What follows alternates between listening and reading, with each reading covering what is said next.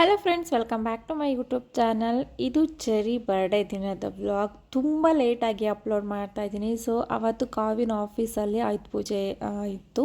So ಪೂಜೆ ಇತ್ತು ಅವರು ಆಫೀಸಲ್ಲಿ, ಅದಕ್ಕೆ ಈ ರೀತಿ ರೆಡಿ ಆಗಿದ್ಲು. ಬೆಳಿಗ್ಗೆ ಅಕ್ಕಿ ರೊಟ್ಟಿ ಹಾಗೆಯೇ ಕುಂಬಳಕಾಯಿ ಪಲ್ಯ ಮಾಡಿದ್ವಿ. ನಾನು ಮೈಸೂರಲ್ಲೇ ಇದ್ದೆ.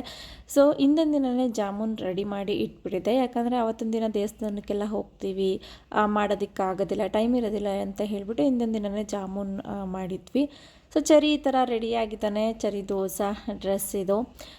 ಸೊ ತುಂಬ ದಿನ ಆದಮೇಲೆ ನಾನು ಈ ವ್ಲಾಗ್ನ ಅಪ್ಲೋಡ್ ಮಾಡ್ತಾಯಿದ್ದೀನಿ. ಆಲ್ಮೋಸ್ಟ್ 1 ಮಂತ್ ಆಗಿದೆ ಅಂತ ಅನ್ಕೋತೀನಿ ಈ ವಿಡಿಯೋ ಅಪ್ಲೋಡ್ ಮಾಡ್ತಾ ಇರೋದು. 1 ಮಂತ್ ಆದಮೇಲೆ, ಯಾಕಂದರೆ ಸ್ವಲ್ಪ ಬ್ಯುಸಿ ಇದ್ದೆ, ಟೈಮ್ ಸಿಕ್ಕಿರಲಿಲ್ಲ ವಿಡಿಯೋ ಎಡಿಟ್ ಮಾಡೋದಕ್ಕೆ. ಹಾಗಾಗಿ ನಾನು ಚರಿ, ಅಪ್ಪ, ಅಮ್ಮ, ತೇಜ ಎಲ್ಲರೂ ಕೂಡ ಸಾಯಿಬಾಬಾ ದೇವಸ್ಥಾನಕ್ಕೆ ಬಂದಿದ್ವಿ. ಯಾಕಂದರೆ ಅವತ್ತು ಥರ್ಸ್ಡೇ ಆಗಿತ್ತು.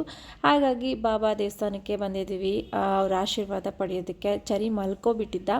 ದೇವಸ್ಥಾನ ರೀಚ್ ಆದಮೇಲೆ ಚರಿನ ಎದ್ದೆ ಇಳಿಸಿ ಎಲ್ಲ ದೇವಸ್ಥಾನ ಎಲ್ಲ ತೋರಿಸ್ತಾ ಇದ್ವಿ.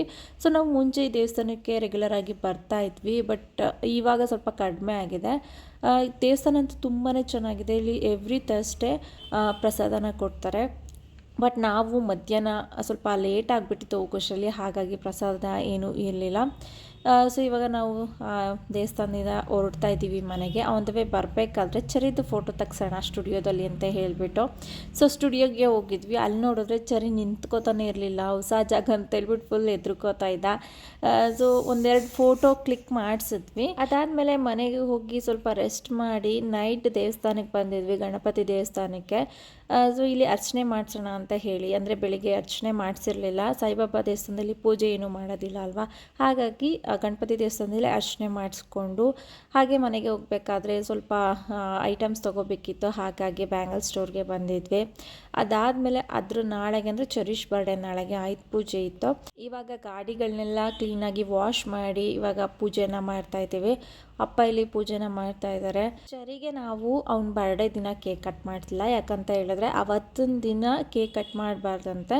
ಸೊ ಹುಟ್ಟಿದ ಡೇಟ್ ಯಾವತ್ತಿರುತ್ತೆ ಆ ಡೇಟಲ್ಲಿ ಕೇಕ್ ಕಟ್ ಮಾಡಬಾರ್ದು.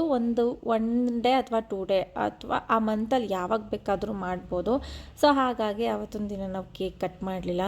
ಇವಾಗ ಪೂಜೆ ಎಲ್ಲ ಆಯಿತು. ನಾವು ಕೂಡ ಎಲ್ಲರೂ ಪೂಜೆ ಮಾಡಿದ್ವಿ ಗಾಡಿಗೆ.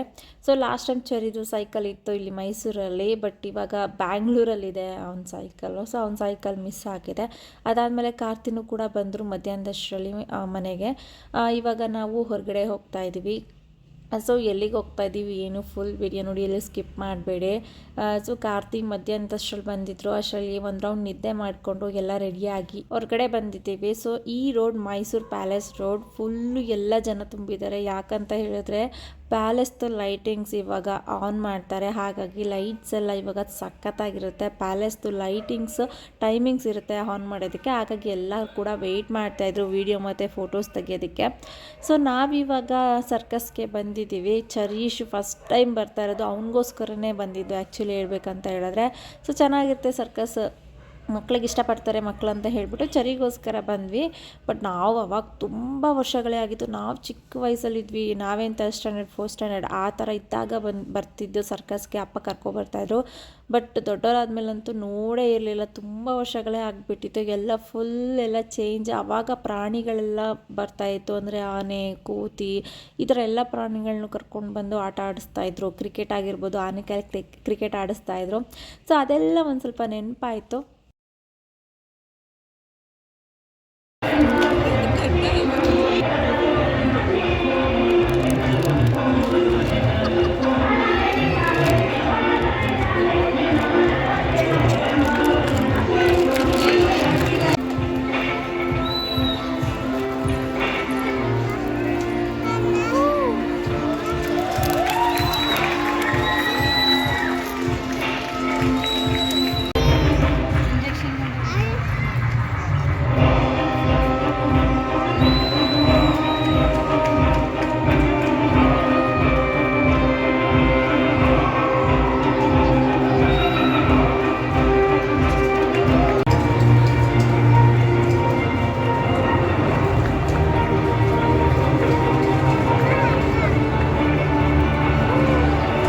$7:30 to 9:30 ಇತ್ತು ಶೋ ಸರ್ಕಸ್ದು. ಅದು ಮುಗಿಸ್ಕೊಂಡು ಅನ್ನಪೂರ್ಣಗೆ ಬಂದ್ವಿ ಊಟ ಮಾಡೋಣ ಅಂತ. ಬಟ್ ಅಲ್ಲಿ ತುಂಬ ಜನ ಇದ್ದರು, ರಶ್ ಇತ್ತು.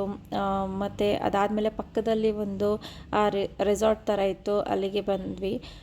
ಸೊ ಇಲ್ಲಿಗೆ ಬಂದು ಊಟ ಮಾಡ್ಕೊಂಡು ಹೋಗೋಣ ಅಂತ ಹೇಳಿಬಿಟ್ಟು, ಯಾಕಂದರೆ ಆಲ್ರೆಡಿ 9:45 10 ಆಗಿಬಿಟ್ಟಿತ್ತು. ತುಂಬಾ ಟ್ರಾಫಿಕ್ ಇತ್ತು, ಅಲ್ಲಿಂದ ಬರೋಷ್ಟರಲ್ಲಿ ಟೈಮ್ ಆಗಿಬಿಟ್ಟಿತ್ತು.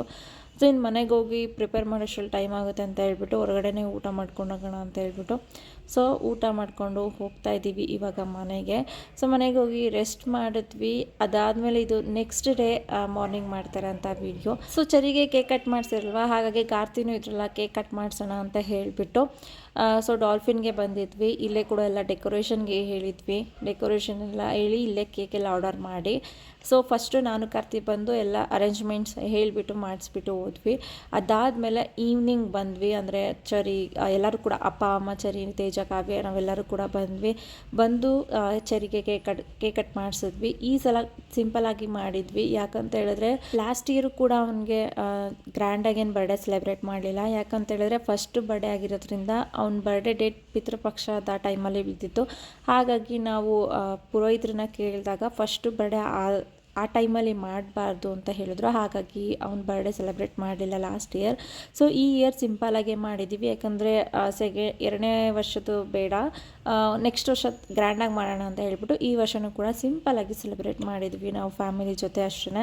ಕೇಕ್ ಕಟ್ ಮಾಡಬೇಕಾದ್ರೆ ಬ್ಯಾಕ್ಗ್ರೌಂಡ್ ಸಾಂಗ್ ಹಾಕಿದ್ರು, ಬಟ್ ನಾನು ಇದು ಕಾಪಿರೈಟ್ಸ್ ಬರುತ್ತೆ ಅಂತ ಹೇಳ್ಬಿಟ್ಟು ನಾನು ವಾಯ್ಸ್ ಓವರ್ ಕೊಡ್ತಾ ಇದ್ದೀನಿ.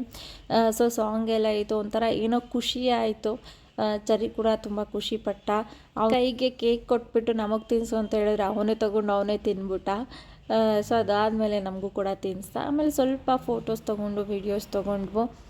ಸ್ವಲ್ಪ ಹೊತ್ತು ಅಲ್ಲೇ ಟೈಮ್ ಕೂಡ ಸ್ಪೆಂಡ್ ಮಾಡಿದ್ವಿ. ತುಂಬಾ ಚೆನ್ನಾಗಿತ್ತು.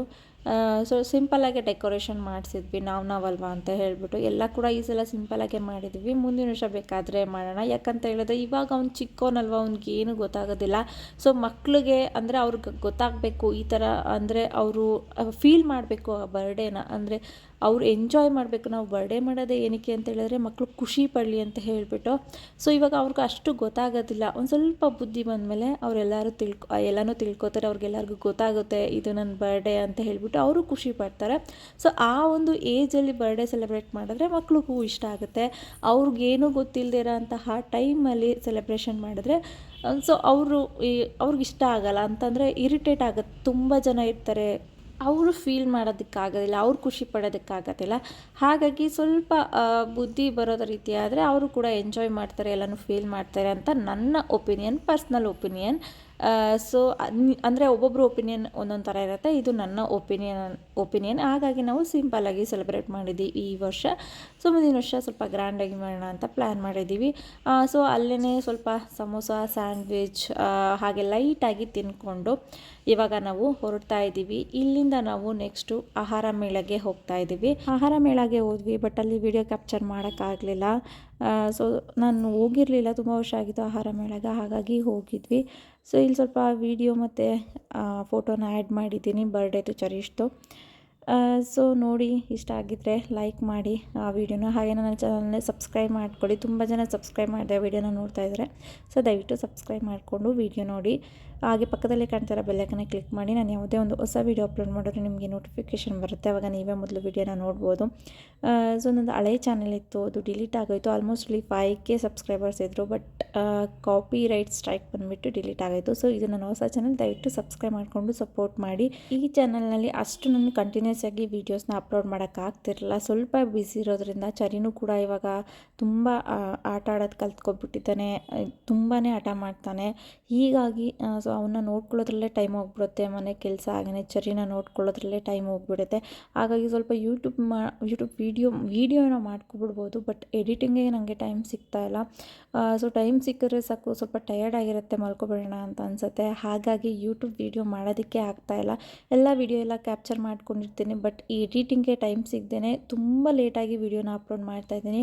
ಸೊ ಈ ವಿಡಿಯೋನೂ ಅಷ್ಟೇ ನಾನು October 10th 11th ಮಾಡ್ಕೊಂಡಿರೋ ಅಂಥದ್ದು, ಬಟ್ 1 month ಆದಮೇಲೆ ನಾನು ವೀಡಿಯೋನ ಅಪ್ಲೋಡ್ ಮಾಡ್ತಾ ಇರೋದು. ಸೊ ಇದೇ ರೀತಿ ಆಗ್ತಾಯಿದೆ. ತುಂಬ ವೀಡಿಯೋಸ್ ಹಾಗೆ ಇದೆ ಪೆಂಡಿಂಗಲ್ಲಿ, ಎಡಿಟ್ ಮಾಡೋಕ್ಕೆ ಟೈಮೇ ಸಿಕ್ಕಿಲ್ಲ. ಹಾಗೆ ನಾವು ಮಂತ್ರಾಲಯಕ್ಕೂ ಹೋಗಿದ್ವಿ, ಅಲ್ಲಿದ್ದು ಕೂಡ ವೀಡಿಯೋ ನಾನು ಇನ್ನೂ ಅಪ್ಲೋಡ್ ಮಾಡಿಲ್ಲ. ನೆಕ್ಸ್ಟು ಮಂತ್ರಾಲಯಕ್ಕೆ ಹೋಗಿತ್ತು, ವೀಡಿಯೋ ಅಪ್ಲೋಡ್ ಮಾಡ್ತೀನಿ. ಹೇಗೆ ಯಾವ ಟೈಮಿಂಗ್ಸ್ಗೆ ನಮಗೆ ಟ್ರೈನ್ ಸಿಕ್ತು, ಹಾಗೆ ಯಾವ ರೀತಿ ನಾನು ಅಂದರೆ ಚರಿ ಇರೋದ್ರಿಂದ ಒಂದು ಮಗು ಜೊತೆಲಿದ್ದಾಗ ಏನೇನು ತೊಗೊಂಡು ಹೋಗಬೇಕು ಅಂತ ಟ್ರಾವೆಲ್ ಮಾಡಬೇಕಾದ್ರೆ ಏನೇನು ಬೇಕಾಗುತ್ತೆ ಪ್ರತಿಯೊಂದನ್ನು ಕೂಡ ನಾನು ವೀಡಿಯೋ ಮಾಡ್ಕೊಂಡಿದ್ದೀನಿ. ಆದಷ್ಟು ಬೇಗ ವೀಡಿಯೋನ ಅಪ್ಲೋಡ್ ಮಾಡ್ತೀನಿ. ಸೊ ಆದಷ್ಟು ಇನ್ಮೇಲೆ ಕಂಟೆಂಟ್ ವಿಡಿಯೋ ಮಾಡೋದಕ್ಕೆ ಟ್ರೈ ಮಾಡ್ತೀನಿ. ಒಂದು ಒಳ್ಳೆ ಮೆಸೇಜ್ ಇರಬೇಕು. ಹಾಗೆ ನನ್ನ ಡೈಲಿ ವ್ಲಾಗ್ ಆಗಿರ್ಬೋದು, ಸ್ಕಿನ್ ಕೇರ್, ಹೇರ್ ಕೇರ್ ಪ್ರತಿಯೊಂದು ವೀಡಿಯೋಸ್ನ ಅಪ್ಲೋಡ್ ಮಾಡ್ತೀನಿ. ಸೊ ಹಾಗಾಗಿ ನನ್ನ ಚಾನಲ್ನ ಸಬ್ಸ್ಕ್ರೈಬ್ ಮಾಡಿಕೊಂಡು ಸಪೋರ್ಟ್ ಮಾಡಿ. ಸೊ ಇಲ್ಲಿ ಬರ್ತಾ ಇರೋದೆಲ್ಲ ಫೋಟೋಸು ಚರೀಶ್ ಬರ್ಡೇದು.